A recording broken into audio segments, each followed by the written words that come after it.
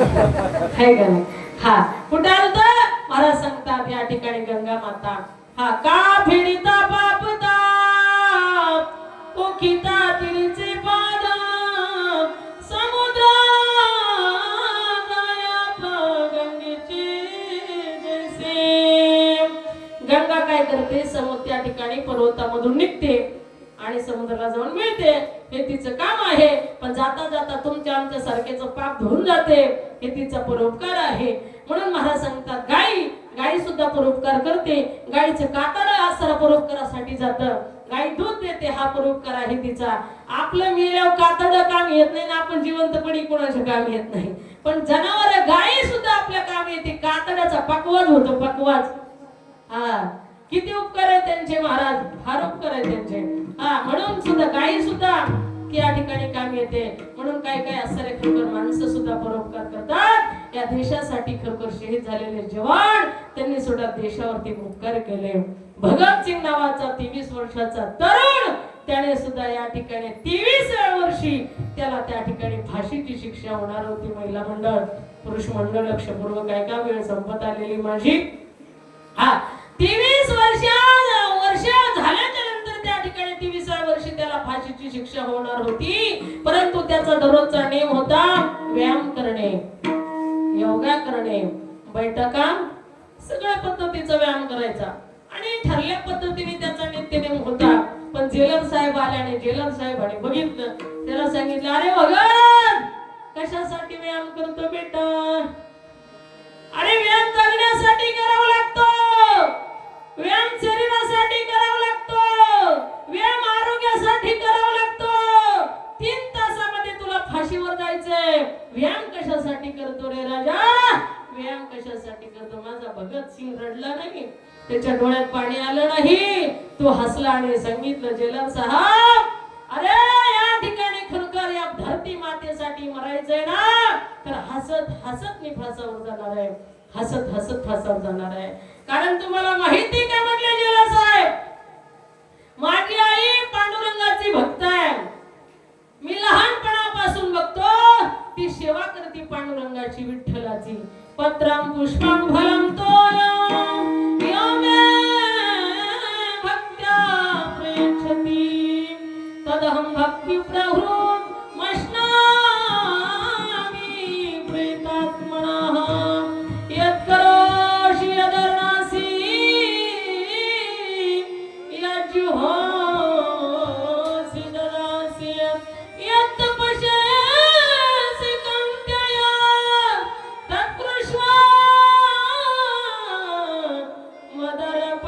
मदर्पणम् माझी आई फुलं अर्पण करते देवाला पण सगळेच अर्पण करत नाही महाराज मग जे फुल टवटवीत आहे जे फुल निरोगी आहे जे फुल चांगलं आहे ती देवाच्या चरणावरती समर्पित करते तसं मी टवटवीत असरा तरणा योग असरा हसत हसत माझ्या आईचा देव पांडुरंग आहे आणि माझा देव ही धरती माता आहे म्हणून तिच्यासाठी मी हसत हसत फासावर जाणार आहे काय सांगू आता यांचे उपकार म्हणून अशा महाराज जवानांचे उपकार सुद्धा अवर्णनीय काय सांगावं म्हणून महाराज सांगतात अनेकांनी उपकार केले बाबा सगळ्याचे सांगता आले म्हणून महाराज काहीतरी जीवन जगता जगता उपकार करत जा एखादा उपवास असेल तर त्याला वडापाव खायापुरते पैसे देत जा हा एखाद्याने तुमच्याकडे हात पसरवला तर त्याचा हात रिकामा जाऊ देऊ नका अरे तुमच्याकडे आहे म्हणून तो मागत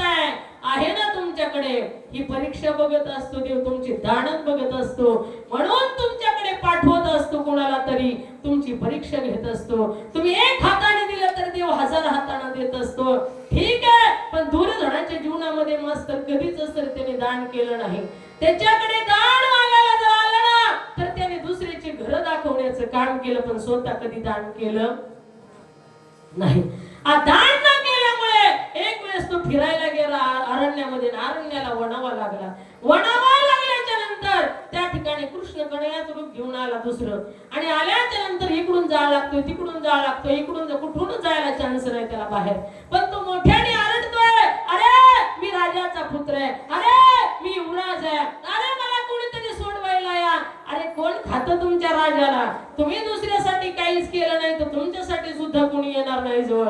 आणि तुम्ही दुसऱ्यासाठी संकटात उभा राहिला तर 1000 लोक एका आरवीत आल्याशिवाय राहणार नाही. शेवटी तो राजाचा मुलगा युवराज होता दुर्योधन, पण एक सुद्धा पाकृतीत आलं नाही, कुणी सुद्धा सोडायला आलं नाही. देव आला आणि देवाने विचारलं, का रे दुर्योधन, तू जीवनामध्ये काही दान केलं का? तो म्हटला, दान देण्याचा माझा धर्म नव्हता. हा, कधीच दान केलं नाही म्हटला. नका करू, पण जे दान करतात त्यांना सुद्धा नका सांगू, त्यांना आडवू येऊ नका, नाही तर आड आला म्हणून पुढे गेला डोळा बळीने अंधळा केला गुरु. हा, मग त्याने सांगितलं, तू कधी दान केलं का? देव म्हटला, नाही, मी कधीच दान केलं नाही. हा, म्हटला, ठीक आहे, तू ज्या बोटानं तू स्वतः दान केलं नाही, पण ज्या बोटानं दुसऱ्याची घरं दाखवली ना, ती बोट तोंडात घाल, त्याच्यापासून तुझी भूक नष्ट होईल, तुला तर त्याच्यापासून अमृत मिळेल. का? बघा, एवढा छोटासा उपकार केला तरी ते सुद्धा वायाला गेला नाही. आणि तुम्ही जर उपकार केला, देव धर्म केला, तो वायाला जाईल का? नाही, देवाला तिथं यावंच लागेल. म्हणून महाराज सांगतात, कसे अनेकांचे उपकार सांगता येतात. ठीक आहे, माझ्याकडे वेळ कमी आहे, म्हणून या ठिकाणी महाराज सांगतात, काय सांगू आता संतांचे उपकार माझा निरंतर जागविती. संत जागवण्याचे काम करत असतात. माई बापांनो, उठा जागी वारे आता, स्मरण करा पंढरीनाथा, भावे तिरणे ठेवा माथा, सुखवी व्यथा जन्माच्या. म्हणून महाराज सांगतात, काय सांगू आता संतांचे उपकार. संत आपकऱ्या सुद्धा उपकार करतात, म्हणून विश्वभा खेचरावरती सुद्धा उपकार केले, त्याचा सुद्धा उद्धार केला. माझ्या शांती ब्रह्म एकनाथ महाराजांनी सुद्धा येऊन अंगावर थुंकला आणि प्रसाद देऊन सुखी केला, मुक्त केला. अशा पद्धतीने त्याला सुद्धा प्रसाद देऊन 100 वेळा 108 वेळा अंगावर थुंकला, तरी त्याचा सुद्धा उद्धार केला. याला म्हणतात संतांचे उपकार. आणखी काय सांगायचे? काय सांगू आता संतांचे उपकार. मज निरंतर जागवती, जगाला जागवण्याचं काम संत करतात. मज निरंतर जागवती, यांच्या उतराई मधून काय उतराई व्हावं अभंगाचं दुसरे चरण. काय द्यावे त्यासी कोणी उभे नाही,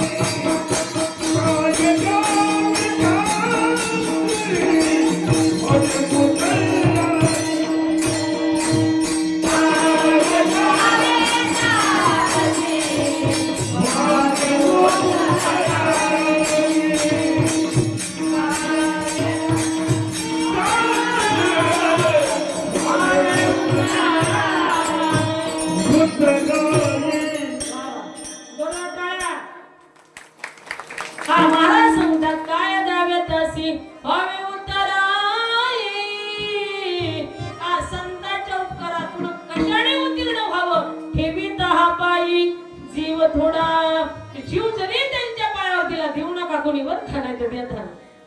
नाही, देऊ नका जीव.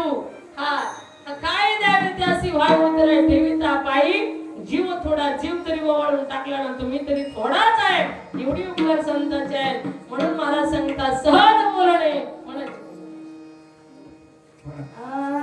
सहज बोलाने इतौ उपदेश, सहज बोलाने इतौ उपदेश, सहज बोलाने इतौ उपदेश, सहज बोलाने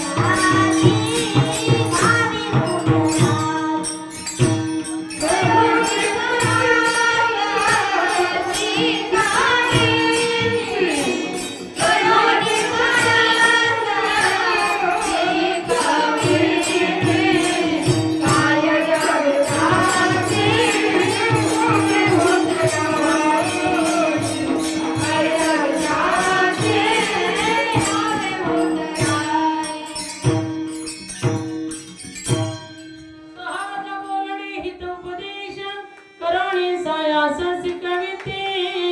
महाराज सांगतात सहज जरी संत बोलले तर एखादा शब्द आपल्या हिताचा असतो, आपल्या उद्धाराचा असतो, आपल्या जीवनाचा जीवन सुखी करण्याचा शब्द असतो. म्हणून सत्संग केला पाहिजे. संतन के संग लागी रे तेरी अच्छी बनेगी, अच्छी बनेगी तेरी किस्मत जगेगी. होए तेरा बड़ा भाग रे तेरी अच्छी बनेगी.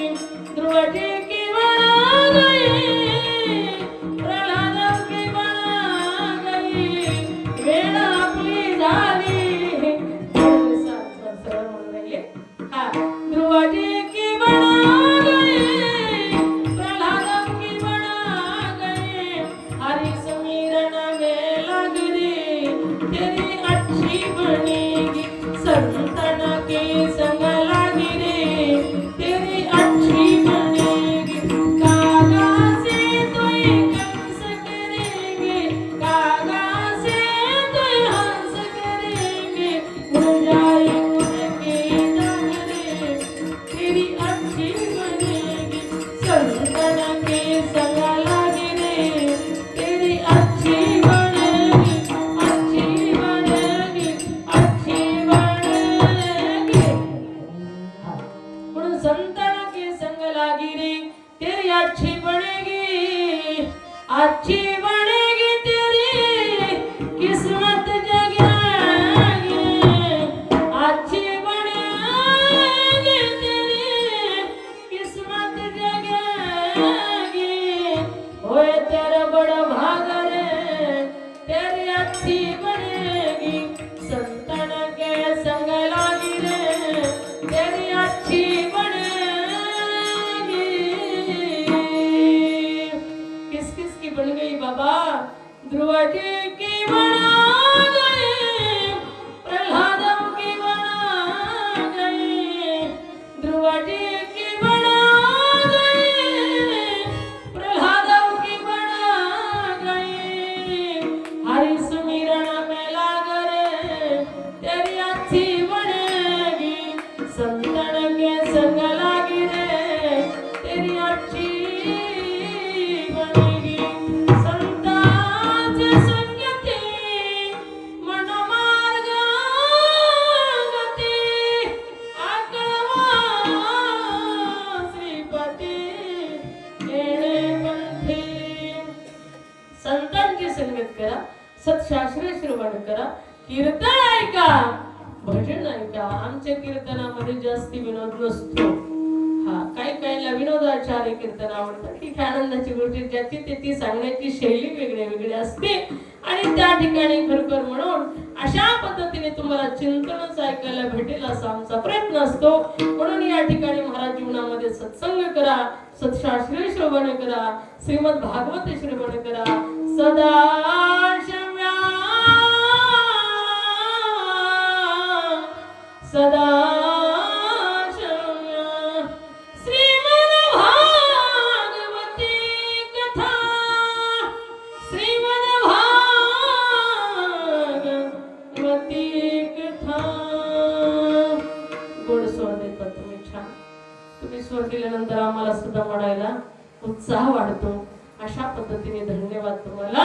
म्हणून महाराज सांगतात सातत्याने श्रवण करत जा. श्रवण भक्ती सर्वात श्रेष्ठ सांगितली भागवतामध्ये. श्रवण कीर्तन विष्णू स्मरण, पाद सेवन अर्चन वंदन दास्य सख्या